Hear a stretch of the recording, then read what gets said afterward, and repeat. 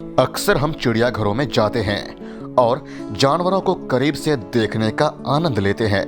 लेकिन क्या हो अगर यह रोमांचक जू विजिट एक मौत का खेल बन जाए। जिस टाइगर को आप देखकर एक्साइटेड हो रहे थे वह अपने बाड़े से बाहर निकलकर आप पर हमला कर दे। सच तो यह है कि इस भयानक घटना को सोचकर ही रूह कांप जाता है। पर ऐसा ही हादसा कैलिफोर्निया के सैन फ्रांसिस्को के चिड़ियाघर में हुआ था साल 2007 में, जिसमें एक टाटियाना नाम की साइबेरियन टाइगर ने अपने बाड़े से जंप लगाकर बाहर आ गई और एक 17 साल के टीनएजर कैलोस साउसा जूनियर की जान ले ली और उसके 2 दोस्तों को बुरी तरह घायल कर दी। हालांकि यह इंसिडेंट पुरानी है, पर जू एनिमल अटैक के इतिहास में यह सबसे बड़ी घटना है जिसने पूरे अमेरिका को हिलाकर रख दिया था। इसीलिए आज मैं इस पर वीडियो बना रहा हूं। क्या था पूरा मामला जानेंगे इस वीडियो में। बने रहिएगा वीडियो के अंत तक और चैनल में पहली बार आए हैं तो इसे सब्सक्राइब करके बेल आइकन दबा दीजिए, क्योंकि आप देख रहे हैं facts wild the amazing kingdom of animals. दिन था क्रिसमस का। ज्यादातर विजिटर्स कैलिफोर्निया के सैन फ्रांसिस्को जू से जा चुके थे। किसी ने यह रिपोर्ट किया था कुछ नौजवान शेर के बाड़े के पास शेर को देखकर यह लोग भी दहाड़ रहे थे, उसकी नकल कर रहे थे। पर किसी ने टाइगर के बाड़े के पास कोई हलचल नोटिस नहीं की। 1 घंटे बाद एक 17 साल के लड़के और एक साइबेरियन टाइगर की मौत की खबर चारों तरफ फैल गई। यह न्यूज़ एक इंटरनेशनल न्यूज़ बन चुका था। टाटियाना नाम की टाइगरेस ने कार्लोस की जान ले ली और उसके दोस्त कुलबीर धलीवाल और पॉल को जख्मी कर दिया। उसके परिवार और दोस्तों ने शोक मनाया। हालात यह था कि सैन फ्रांसिस्को जू बंद करवा दिया गया। इस हादसे के बाद कई सवाल खड़े होने लगे। आखिर क्यों इन खतरनाक जानवरों को कैद किया जाता है? जिस बाड़े में यह टाइग्रेस रहती थी उसकी लंबाई 56 फीट और चौड़ाई 76 फीट की थी। दीवार और बाड़े के बीच एक बड़ा सा गड्ढा बना हुआ था जो 12 फीट 9 इंच गहरा था, जिससे टाइगर जंप करके बाहर ना आ सके। और इस तरह का गड्ढा अक्सर आपने चिड़ियाघरों में देखा होगा जहां जंगली जानवर रहते हैं। इस हादसे से पहले तक यह गड्ढा टाइगर और विजिटर के बीच फासला बनाए रखता था।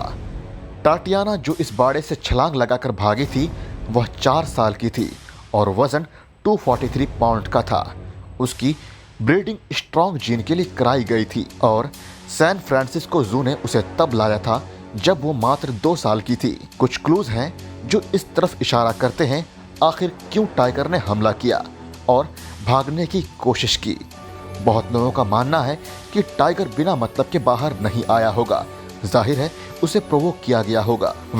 जू वेटरनेरियन ने टाटियाना के डेड बॉडी की ऑटोप्सी की, जिसे नेक्रोप्सी कहते हैं, मगर डॉक्टर को कोई ट्रॉमा या स्ट्रेस का संकेत नहीं मिला जिसकी वजह से वह भागी हो। उसके क्लॉज से पता चल रहा था कि उसने एक ही जंप में दीवार पार कर दी थी, ना कि उसने अपने पंजों को दीवार में फंसाकर ऊपर उठने की कोशिश की थी। टाटियाना ने एक ही अटेम्प्ट में उस दीवार को पार कर लिया था। 25 दिसंबर का दिन था जो कि साल के सबसे छोटे दिनों में से एक है और अंधेरा जल्दी घिर चुका था।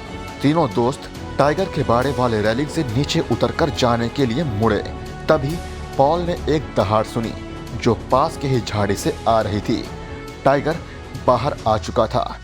कार्लोस और कुलबीर ने कोशिश की टाइगर का ध्यान बटाने की, लेकिन टाइगर ने कार्लोस पर हमला कर दिया और यह हमला जानलेवा साबित हुआ।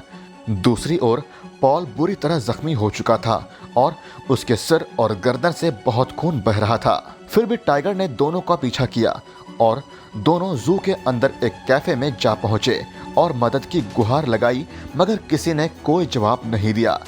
शाम 5 बजे कुलबीर ने 911 के इमरजेंसी कॉन्टैक्ट पर कॉल किया और कुछ मिनट में ही पुलिस कैफे की तरफ पहुंच गए और उनके साथ टाइग्रेस भी।